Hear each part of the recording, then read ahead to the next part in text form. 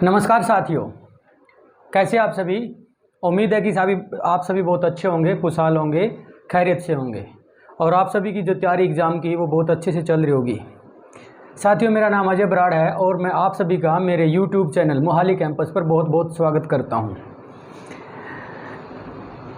साथियों, जैसे आप लोग ये बोर्ड पे देख पा रहे होगे, ये सिंपल इंटरेस्ट का पार्ट 3 है। इससे पहले मैं इस YouTube चैनल पर सिंपल इंटरेस्ट जो टॉपिक आपका मैथ्स का, उसके 2 पार्ट अपलोड कर चुका हूं। कम से कम उसमें अभी तक 10 से 12 क्वेश्चन अटेम्प्ट किए हैं। आज के लेक्चर में लगभग कोशिश करेंगे कि ये टॉपिक पूरा ही हो जाए आप लोगों का। और इसके बाद इस जो क्वेश्चंस मैंने करवाए हैं, आप लोगों की सिर्फ इतनी सी जिम्मेवारी बनती है कि जितने क्वेश्चंस मैंने करवाए हैं, जिस तरीके से करवाए हैं, उन तरीकों को याद रखोगे और उन क्वेश्चंस को याद रखोगे। आप लोग देखोगे कि जो भी मैं आपको ऑन बोर्ड ये करवा रहा हूँ, वो सारे के सारे क्वेश्चन आपको एग्जाम में देखने को मिलेंगे। क्योंकि सब इंस्पेक्टर का एग्जाम जो हाल फिलहाल में अभी पंजाब पुलिस के हुए हैं और जो जेल वार्डर के हुए हैं, सारे क्वेश्चन आपके जो मैं ये जो ऑन बोर्ड करवा रहा हूँ, ये सारे क्लास नोट्स करवा रहा हूँ। ऑन बोर्ड जो भी आप देखोगे वो सारे के सारे आपके एग्जाम्स में आए हुए क्वेश्चंस हैं जो अभी हाल फिलहाल में हुए हैं। और आप जो कांस्टेबल लेवल के एग्जाम दोगे पंजाब पुलिस के, उसमें भी सीधे सीधे क्वेश्चन बन के आएंगे। बस आप लोगों से गुजारिश है कि जो भी क्वेश्चन जिस तरीके से करवाया गया उस पैटर्न को याद कर लीजिए। चलिए, टाइम खराब किए बगैर साथियों हम शुरू करते हैं आज का ये लेक्चर। मैं क्वेश्चन लेके आ रहा हूं आप लोगों के लिए।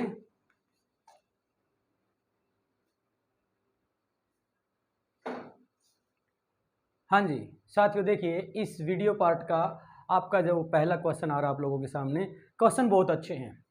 बस आप भरोसा बना के रखिए मेरे ऊपर, आपके सारे क्वेश्चंस मैं करवा दूंगा। और ये बिल्कुल फ्री ऑफ कॉस्ट चल रही है आपकी कोचिंग, ठीक है ना, फ्री ऑफ कॉस्ट। और मैथ और रीजनिंग ही आपका मेन सब्जेक्ट है। 40 नंबर का आएगा पंजाब पुलिस में।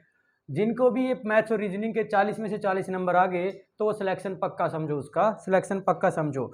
और ये तब आएंगे जब आप अच्छे लेवल के क्वेश्चन और कम से कम टाइम में करोगे। ये सारे के सारे क्वेश्चन जितने भी बहुत अच्छे क्वेश्चन है। अब देखिए, इस क्वेश्चन को साथियों में कर रहा हूँ 3 स्टार। 3 स्टार का मतलब इंपॉर्टेंट कर रहा हूँ। इंपॉर्टेंट है तो ये सीधे क्वेश्चन आते हैं, आइडिया सीधा आता है। आइडिया समझ लीजिए इस टाइप के क्वेश्चंस में क्या है। क्वेश्चन में क्या कह रहा है कि कोई धन है, कोई भी मूलधन हो सकता है, कोई प्रिंसिपल हो सकता है, हमको नहीं पता कितना है ना, उसने पूछा, ठीक है ना। कह रहा कि कोई मूलधन है वो 6 वर्षों में अपने आप का डबल हो जाता है, 2 गुना हो जाता है। तो क्वेश्चन ये है कि बताइए कि वो अपने आप का 10 गुना होने में कितने साल लगाएगा, कितने वर्ष लगाएगा या कितना समय लगाएगा। और ब्याज की दर क्या रही होगी, साधारण ब्याज की दर क्या रही होगी, वो भी आप लोगों को बतानी, यानी कितने साल में 10 गुना होगा और ब्याज की दर क्या है ये आपको बतानी है।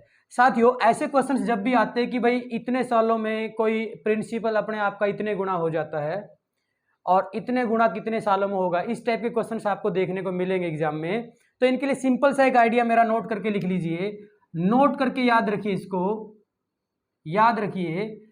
यानी इसके अंदर क्या होता है, जब आपको ये बोल दे कि भाई इतने गुना हो रहा है, मान लो 2 गुना हो रहा है, 3 गुना हो रहा है, 4 गुना हो रहा है, तो उस केस में मान लो अगर उसने टाइम दे दिया, क्या दे दिया, अगर वो टाइम दे देगा, जैसे इसमें 6 वर्ष का टाइम दे रखा है, तो फिर वो ब्याज की दर पूछेगा, वार्षिक ब्याज की दर यानी रेट ऑफ इंटरेस्ट पूछ लेगा क्या है। अगर वो ऐसे क्वेश्चंस में जिसमें डबल हो रहा है, ट्रिपल हो रहा है अमाउंट प्रिंसिपल, ऐसे क्वेश्चंस में अगर रेट ऑफ इंटरेस्ट दे देगा तो फिर आप लोगों से वो टाइम पूछ लेगा। यानी टाइम देके रेट ऑफ इंटरेस्ट पूछेगा और इंटरेस्ट देके टाइम पूछ सकता है आपसे। तो ये दोनों क्वेश्चंस कैसे निकालोगे, देखिए, आपने अगर टाइम निकालना है तो रेट ऑफ इंटरेस्ट डी मिलेगी आपको, और अगर रेट ऑफ इंटरेस्ट निकालनी है, ब्याज की दर निकालनी है, ये जो तरीका मैं समझा रहा हूं ये साधारण ब्याज में लगेगा, सिंपल इंटरेस्ट में लगेगा, कंपाउंड इंटरेस्ट में तरीका नहीं लागू होता। देखिए, अगर टाइम निकालना है तो ब्याज की दर दी मिलेगी, रेट ऑफ इंटरेस्ट दी मिलेगी, और अगर ब्याज की दर निकालनी है तो टाइम दिया मिलेगा। इस टाइप के क्वेश्चंस में क्वेश्चन का पैटर्न याद कर लीजिएगा आप लोग, किस तरीका का ये क्वेश्चन, आप इसको ध्यान से देखिएगा। यानी अगर वो बोले कि कोई प्रिंसिपल है वो अपने आप का डबल हो गया, क्या हो गया, डबल हो गया, और पूछ लेगा टाइम, अगर उस ऐसे क्वेश्चन में पूछा है तो ब्याज की दर दी मिलेगी।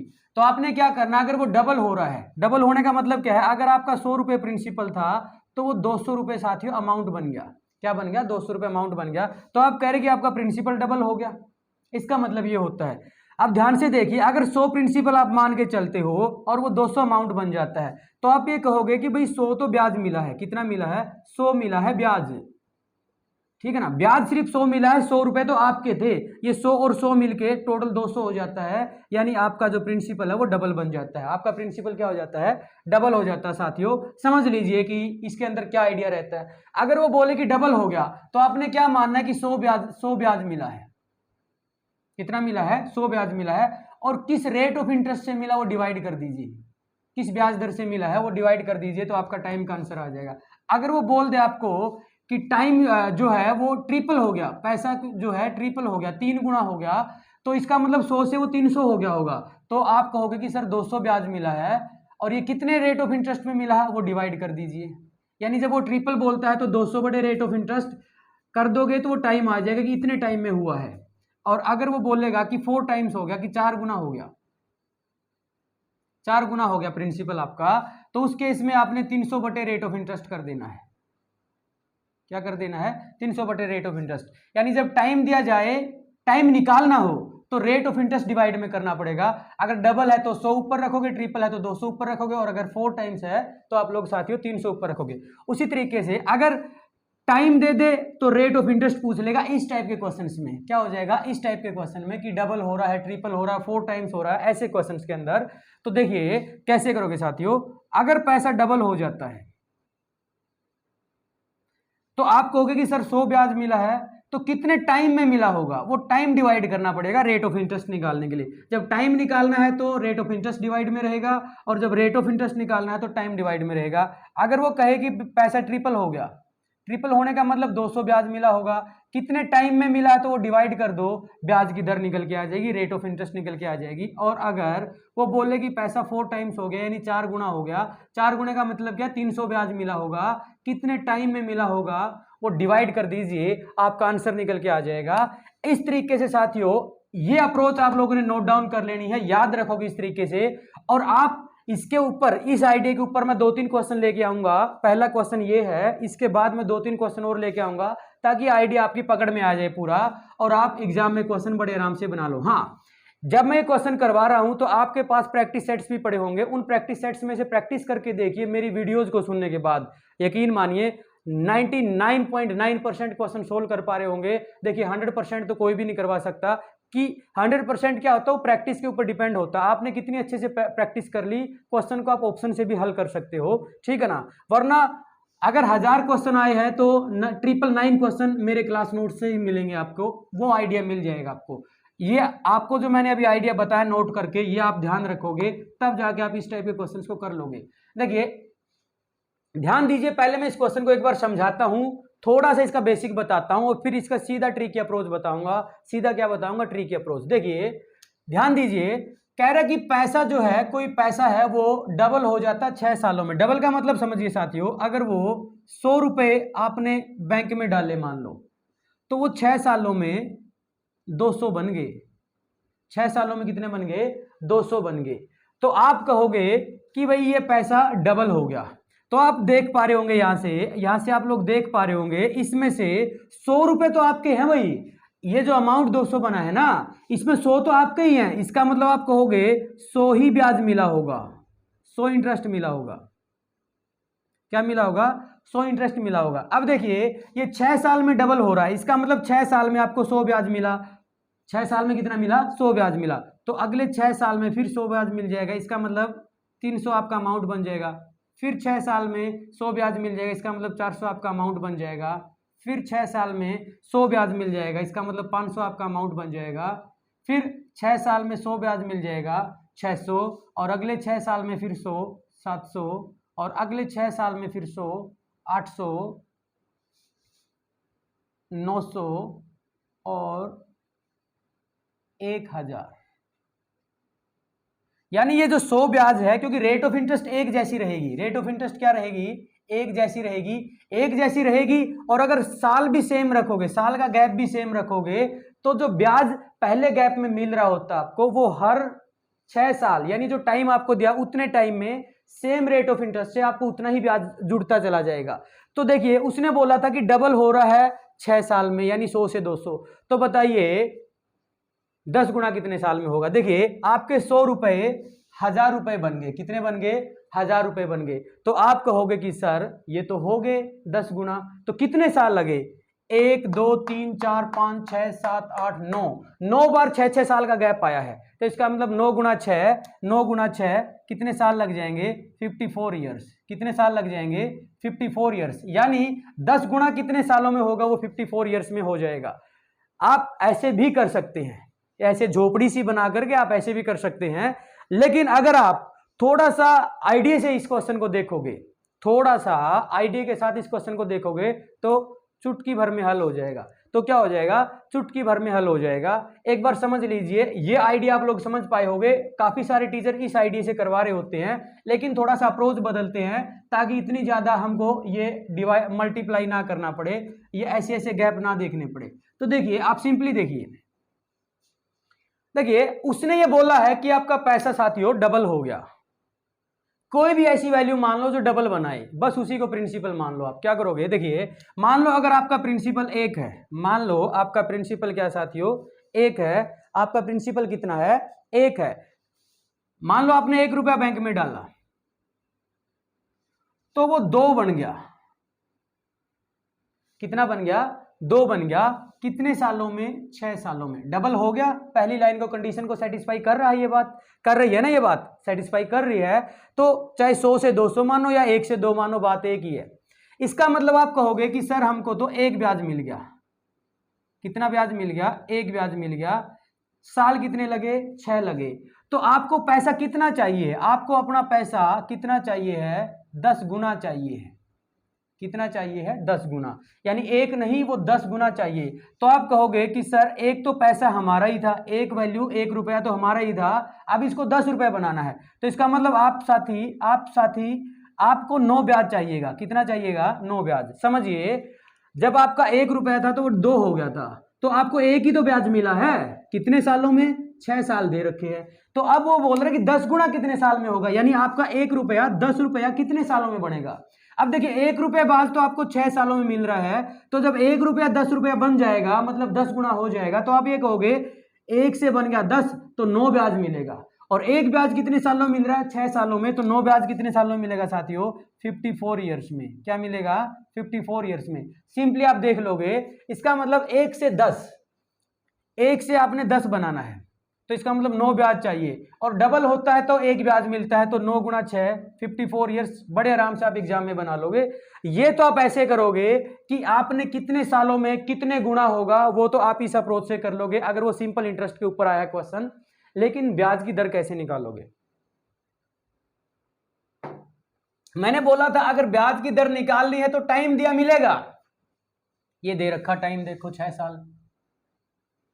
6 साल में पैसा डबल हो रहा है। मैंने आपको बोला था अगर पैसा डबल हो तो अगर आपने रेट ऑफ इंटरेस्ट निकालनी है, ब्याज की दर निकालनी है, अगर पैसा आपका डबल हो तो आप 100 को ऊपर रखोगे और टाइम को डिवाइड कर दोगे। क्या कर दोगे? टाइम को डिवाइड कर दोगे, बस ये रेट ऑफ इंटरेस्ट आ जाएगी। सेकंडों में हल। ये पहले क्वेश्चन का आंसर आ गया।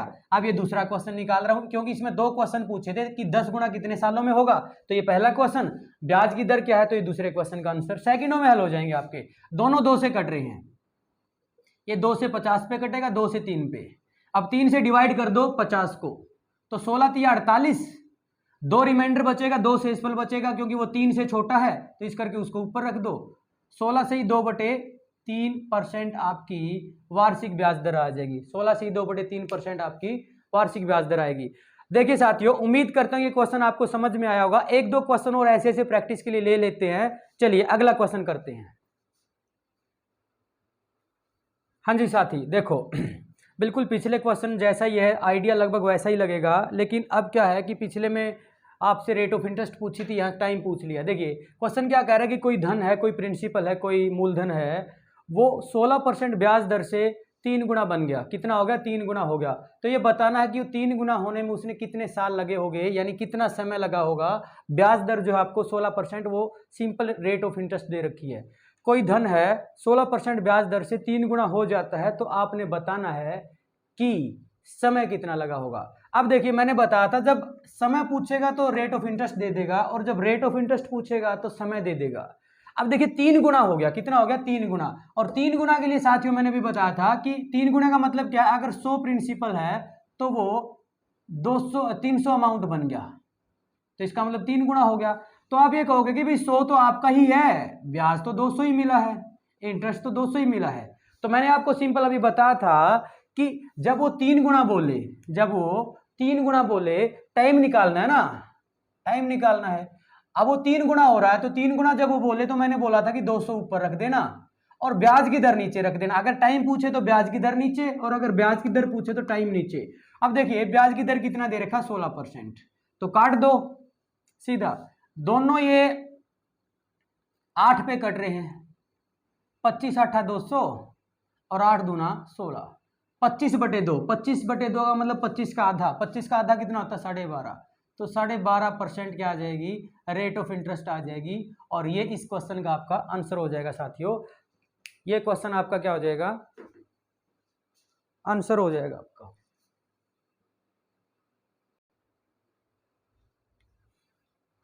बहुत ही जबरदस्त क्वेश्चन साथियों, बहुत ही जबरदस्त, और उतनी ही जबरदस्त इसका तरीका रहेगा सॉल्यूशन करने का।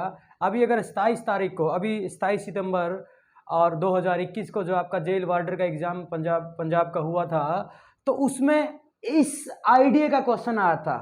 तो मैं आप लोगों को कहता हूं, अगर किसी ने जेल वार्डर का एग्जाम दिया है तो ये क्वेश्चन उसमें आया होगा, तो बस ये नंबर बदला गया था, ये वाला नंबर, और ये रेट ऑफ इंटरेस्ट बदली गई थी। आइडिया मैं बता देता हूं, अगर किसी ने वो एग्जाम दिया है तो मेरे समझाने के बाद उस क्वेश्चन को हल करके देखिए, चुटकियों में हल हो जाएगा। पहले क्वेश्चन को समझ लीजिए कि क्वेश्चन होते क्या है। ये मेरे क्लास नोट्स में से ही है, पहले ये मेरे क्लास नोट्स में इस रकम के साथ लिखा गया है, बस सेम क्वेश्चन आया है। ये एक तो ये रुपए बदले हैं और एक ब्याज की दर बदली है, वर्ष ये सेम ही रखे उसने। तो करोगे कैसे साथियों, बहुत ही इंपॉर्टेंट क्वेश्चन है। क्वेश्चन की स्टेटमेंट बहुत बड़ी है, इस करके मैं बाइलिंगुअल नहीं लिख पाया, 2 भाषाओं में नहीं लिख पाया, सिर्फ हिंदी में लिखा। क्वेश्चन को समझ लीजिए, पहले क्वेश्चन समझ लीजिए, फिर हम इसका क्वेश्चन का सॉल्यूशन करते हैं। एक आदमी है, उसके पास 81,000 रुपए है और वो चाहता है कि इन 81,000 रुपए में से कुछ पैसे उसके 2 बेटे हैं, वो चाहता है कि इन 2 बेटों का भविष्य बनाने के लिए, उनका फ्यूचर बनाने के लिए उनके खातों में पहले ही डाल दूं, मैं उनके खातों में कुछ पैसा डाल दूं, 81,000 को दोनों बेटों के खातों में डालना चाहता है। एक छोटा बेटा है जिसकी उम्र 12 साल है और एक बड़ा बेटा है जिसकी उम्र 14 साल है। अब वो चाहता है कि जब ये दोनों बेटे उसके 20 वर्ष के हो जाएंगे, 20 साल के हो जाएंगे, यानी छोटा बेटा भी 20 साल का जब हो जाएगा और बड़ा बेटा भी जब 20 साल का हो जाएगा, तो जब अपने खातों में से अपने पैसों को निकलवाएंगे, जब खातों में से पैसा निकलवाएंगे तो जो उनके खातों में जो पैसे उनके पापा ने डाला था ना, तो वो उसके ऊपर ब्याज जुड़ जाएगा। जब वो 20 साल तक के हो जाएंगे तो उनके खातों में जो प्रिंसिपल जमा करा था उसके पिताजी ने, तो उसके ऊपर इंटरेस्ट भी लग जाएगा। तो जब वो 20 साल की उम्र में उस प्रिंसिपल प्लस इंटरेस्ट, यानी जो अमाउंट बन जाएगा उनके खातों में, उस अमाउंट को जब वो 20 साल की उम्र में निकलवाएं तो दोनों बेटों का जो अमाउंट है वो बराबर बराबर होना चाहिए, यही कंडीशन है।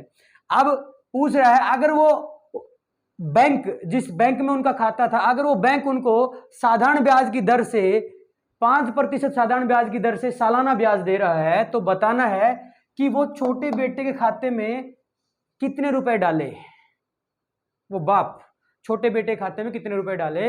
81,000 रुपए में से छोटे बेटे खाते में कितने डाले और बड़े बेटे खाते में कितने डाले। एक ही आइडिया से हम दोनों क्वेश्चन को निकाल लेंगे। पहले मैं इस क्वेश्चन को समझा रहा हूं, आप लोगों को कॉन्सेप्ट बताता हूं पहले, और फिर इसको चुटकियों में सोल्व करने का तरीका भी आप लोगों को बताऊंगा, बड़े आराम से कर लोगे आप। देखिए कह रहा है कि जब उसके दोनों बेटे 20 साल के हो जाएंगे, जब उसके दोनों बेटे 20 साल के हो जाएंगे तो वो जो अमाउंट निकालेंगे अपने खातों में से तो बराबर बराबर होना चाहिए। तो इसका मतलब छोटे बेटे का नाम मैं ए रख देता हूं, बड़े बेटे का नाम मैं बी रख देता हूं। समझिए ध्यान से साथियों, बड़ा मजा आएगा आपको समझ के। छोटा बेटा 12 साल का है भाई, और बड़ा बेटा जो बी है वो 14 साल का है। अब देखिए, जब जो छोटा बेटा 12 साल का है, जब ये 20 साल का होगा तो इसको अभी 8 साल और 8 साल तक ब्याज मिलेगा, यानी 8 साल तक इसका खाता चलेगा, क्योंकि 20 साल का होने में इसको 8 साल बाकी है। और बड़ा बेटा पहले हो जाएगा 20 साल का, यानी इसका बैंक का खाता 6 साल तक चलेगा। और ब्याज रेट जो है बैंक दोनों को एक जैसी ही दे रहा है, 5% छोटे बेटे के लिए भी और 5% बड़े बेटे के लिए भी। तो आप लोग देखोगे साथियों, अगर 5% हर साल मिलेगी तो 8 साल तक छोटे बेटे को 5% के हिसाब से बैंक 40% ब्याज दे देगा। 5% के हिसाब से 8 साल में छोटे बेटे को बैंक 40% ब्याज दे देगा, और 5% के हिसाब से बड़े बेटे को 6 साल में बैंक 30% ब्याज दे देगा। यानी इसके खाते में जितना ही पैसा डालेगा उसका बाप, 40% ब्याज जुड़ जाएगा, और इस बड़े बेटे के खाते में जो इसका पापा पैसे डालेगा उस पर 30% ब्याज जुड़ जाएगा, और वो अमाउंट बन के वैल्यू उनके सामने आ जाएगी। अब ये कह रहा है कि अमाउंट बराबर होने चाहिए। अब देखिए, अब ये मान लो एक ए है और एक बी है। मान लो 100 रुपए इसके खाते में डाले, मान लेते हैं कि 100 रुपए इसके खाते में डाले और 100 रुपए बड़े बेटे के खाते में डाले, यानी छोटे बेटे खाते में भी उसके पापा ने 100 रुपए डाले और बड़े बेटे खाते में भी उसके पापा ने 100 रुपए डाले। अब छोटे बेटे को कितना ब्याज मिलेगा?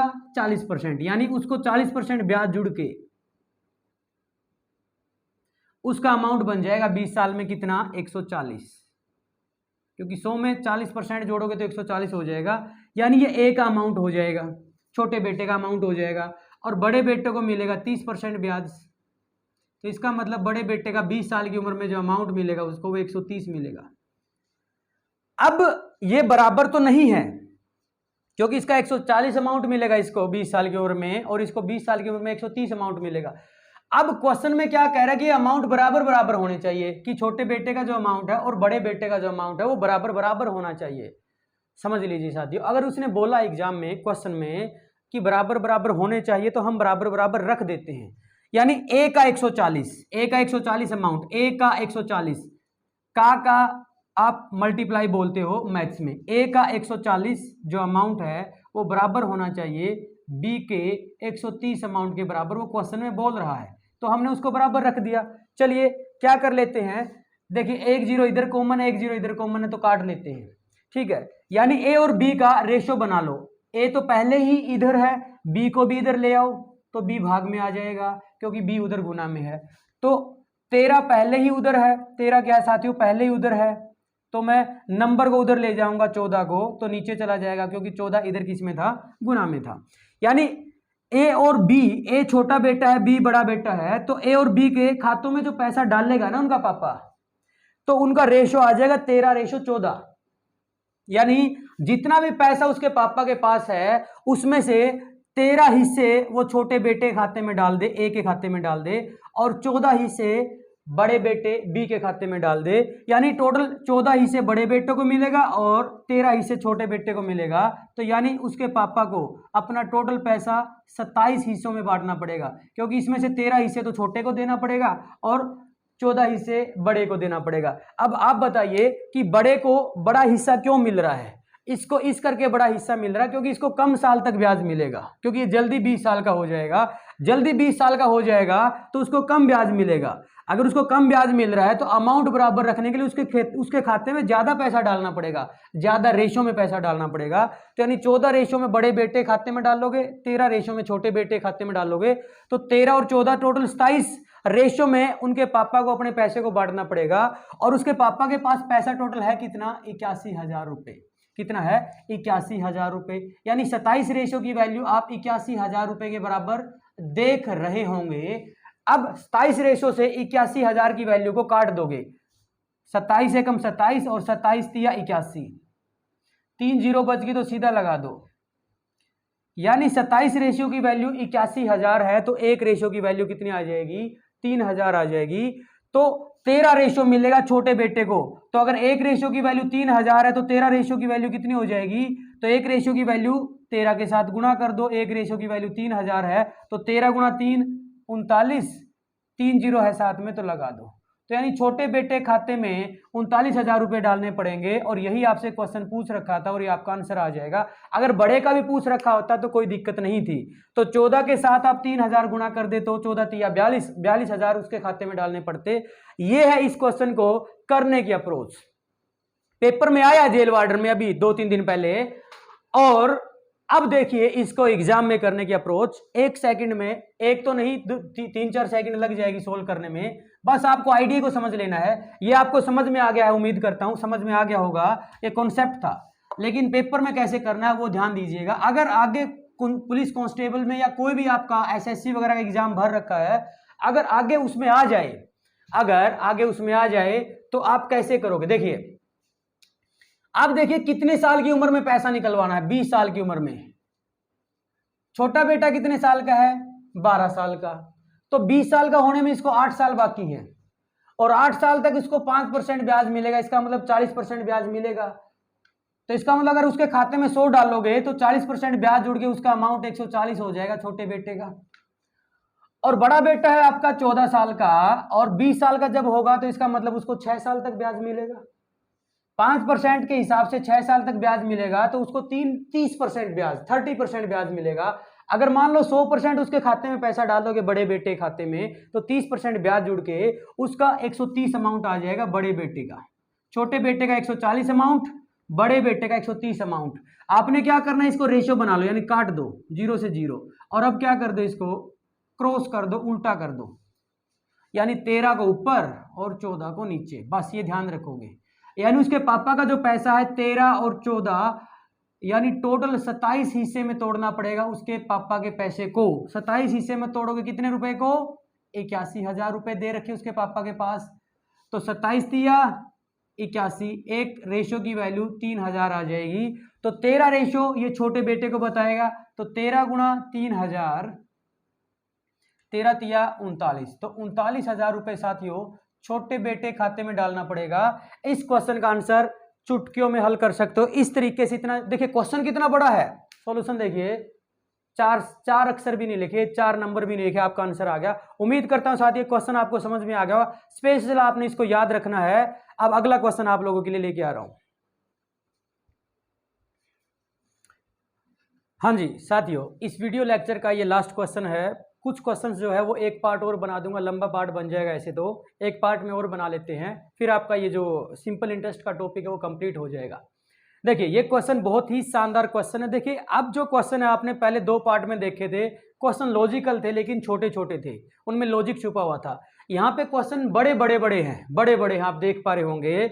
लेकिन मैंने आपको उस दिन बता दिया था कि क्वेश्चन जितना बड़ा आएगा सोल्यूशन में उसका उतना ही छोटा करवाता चला जाऊंगा। अब आप लोगों को, मेरे को उम्मीद है कि अब आप लोगों को ये टॉपिक समझ में भी आने लग गया होगा। अगर कोई भी बंदा जो सीधा तीसरा पार्ट देख रहा है इसका सिंपल इंटरेस्ट का, तो आप पहला पार्ट समझिए, फिर दूसरा पार्ट देखिए, तब तीसरे पार्ट पे आइए। सीक्वेंस बना के पढ़िए, क्योंकि मैं आप लोगों को कोई इस तरीके से नहीं करवा रहा, बिल्कुल ऐसे ही पढ़ा रहा हूं जैसे कोचिंग सेंटर में पढ़ाते हैं। एक सीक्वेंस के साथ चल रहा है आपका ये लेक्चर। पहले उनको देखिए, सीक्वेंस बनाइए कि कैसे समझाया गया, कैसे क्वेश्चन के बाद क्वेश्चन जोड़ा गया है, कैसे आप यहां तक पहुंचोगे। सीक्वेंस बना के पढ़ोगे तभी तो मैं पार्ट बना रहा हूं, वरना किसी को पहले पार्ट को दूसरा, दूसरे पार्ट को तीसरा नाम भी दे सकता था। पार्ट के हिसाब से आपको समझ में आएगा। और याद रखना आपकी जिम्मेवारी है, समझाना मेरी जिम्मेवारी, और ये गारंटी है समझ में पक्का आएगा। और किसी टीचर से यकीन मानिए, आपने अगर किसी टीचर से पढ़ा है ना साथियों, इस तरीके से नहीं पढ़ा होगा जैसा अब पढ़ रहे हो आप लोग। नोट्स बनाते रहिए, कोई भी एग्जाम दीजिए पूरे भारत में, सारे एग्जाम आपके कंप्लीट होते चले जाएंगे। अभी मैं मैथ्स करवा रहा हूं, आने वाले टाइम में रीजनिंग और इंग्लिश का सिलेबस भी मैं आप लोगों के लिए लेके आऊंगा। हाँ, कोचिंग सेंटर जो चंडीगढ़ में है, मैं यहाँ पर बहुत सारे कोचिंग सेंटर्स में जीके भी करवाता हूँ, और जीके के लेक्चर भी आप लोगों के लिए लेके आऊंगा। फ्री ऑफ कॉस्ट होगा सारा कुछ आप लोगों के लिए, ठीक है ना। देखिए क्वेश्चन क्या कह रहा है कि मान लो आप हो, आप क्वेश्चन समझिए पहले, दम इसमें कुछ नहीं है, क्वेश्चन को समझ लीजिए, बस 10 सेकंड दीजिए। मान लो आप पैसा उधार देते हो लोगों को। मान लो आप जो मेरे को देख रहे हो, मैंने आपसे पैसा मांगा, आप पैसा लोगों को उधार देते हो, तो किसी ने मेरे को बता दिया कि भाई वो बंदा जो है वो पैसा उधार देता है, वो तेरी मदद कर देगा, तू उससे मांग ले पैसा जा करके। मैं चला गया आपके पास, आपसे मैंने बात की, मैं क्या सर ऐसे ऐसे है कि मेरे को कुछ पैसा उधार चाहिए, जरूरत पड़ गई। तो आपने बोला कोई बात नहीं भाई, मैंने तो पैसा ब्याज पे ही देना है, तू ले ले या कोई और ले लो, मैंने तो ब्याज ही लेना है। मैंने कहा आपसे कि सर ब्याज की क्या रेट है। आप बोले अगर तू मेरा पैसा 3 साल तक रखेगा, मतलब अगर आज लेगा और 3 साल तक अगर मेरे पैसे को इस्तेमाल करेगा, तो पहले 3 साल तो मैं सिर्फ 6% सालाना ब्याज लूंगा, हर साल का 6% साधारण ब्याज लूंगा। अगर आगे 4 साल तक और रखेगा, मतलब 3 साल के बाद अगले 4 साल तक, मतलब आपने स्लेब बना रखी है ऐसे कि अगर आपका पैसा 3 साल तक चाहिए तो आप 6% लगाओगे, अगर इससे आगे 4 साल तक चाहिए, ठीक है, मतलब 3 से 7 साल के, 4 से 7 साल तक अगर इनमें से आपको पैसा चाहिए तो फिर 7%, अगर इससे भी आगे 4 साल तक चाहिए तो फिर 7.5% ब्याज ले रहे हो आप। कितना ले रहे हो? 7.5%। अब देखिए, मैंने बोला चलो ठीक है सर, लेकिन मेरे को तो आपका पैसा 11 साल के लिए चाहिए। कितने साल के लिए चाहिए? 11 साल के लिए। आप राजी हो गए? बोले ठीक है ले ले 11 साल के लिए।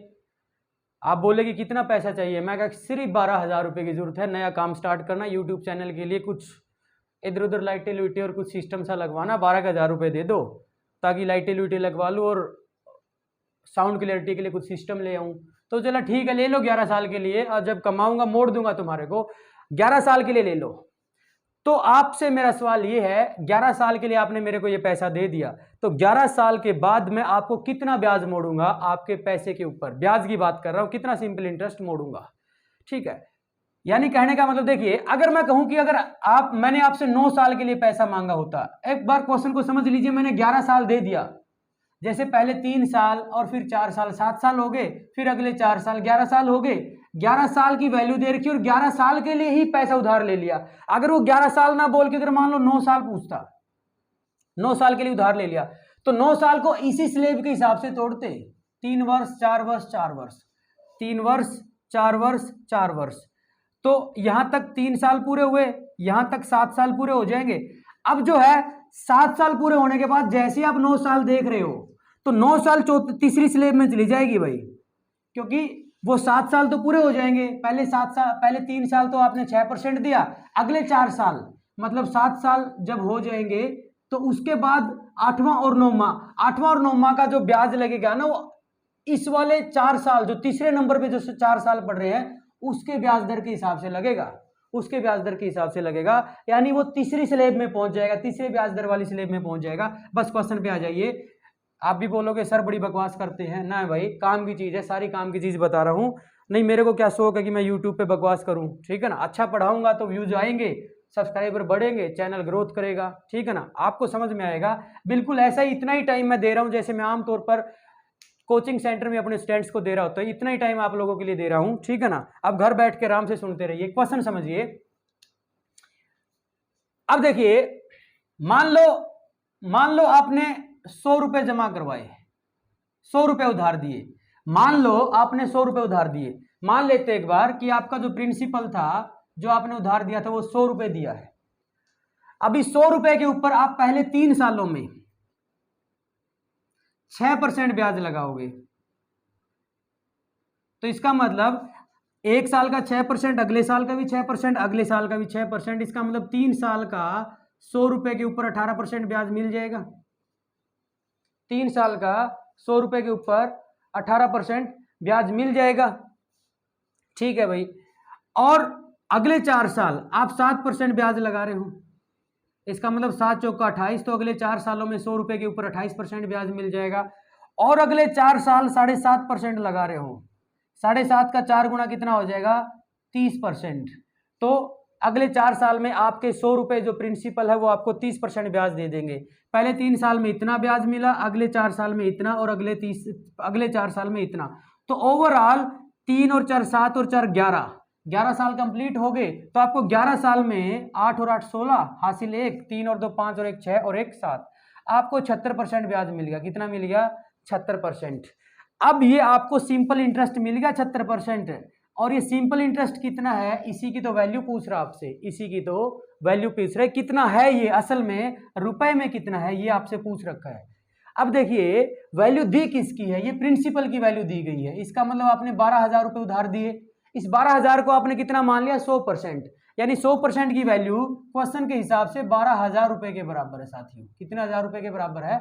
12,000 रुपए के बराबर। तो 1% की वैल्यू कितनी आ जाएगी? तो 2 जीरो से 2 जीरो गई, तो 1% की वैल्यू 120 आ जाएगी।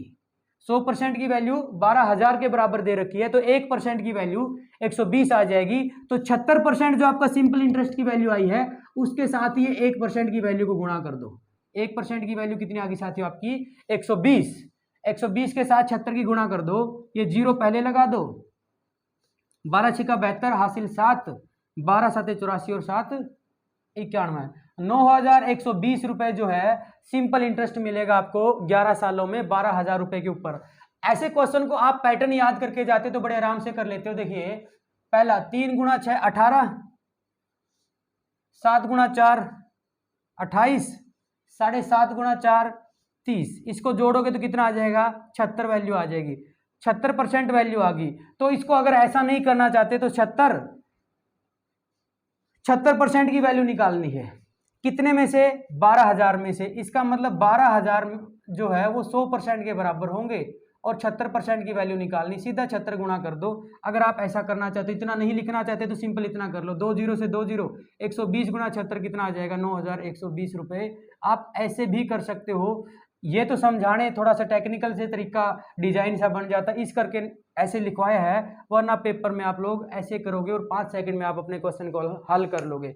साथियों उम्मीद करता हूं कि ये जो video lecture simple interest part 3 है आप लोगों को समझ में आया होगा। अगर आप लोगों को जो मेरा प्रयास है, आप लोगों को जो मैथ्स की तैयारी करने का मेरा जो प्रयास है, अगर आपको अच्छा लग रहा है तो साथियों इस चैनल को प्लीज प्लीज प्लीज सब्सक्राइब कर लीजिए। आपके सहारे ही ये चैनल ग्रोथ करेगा। अगर चैनल ग्रोथ करेगा तो मैं भी मोटिवेट होऊंगा और नई नई वीडियो, ज़्यादा से ज़्यादा वीडियो, अलग अलग सब्जेक्ट्स की वीडियो लेके आता रहूँगा। और बने रहिए अगली वीडियो के लिए, जब भी मैं इसका नेक्स्ट पार्ट लेके आऊँगा। और धन्यवाद आप लोगों का।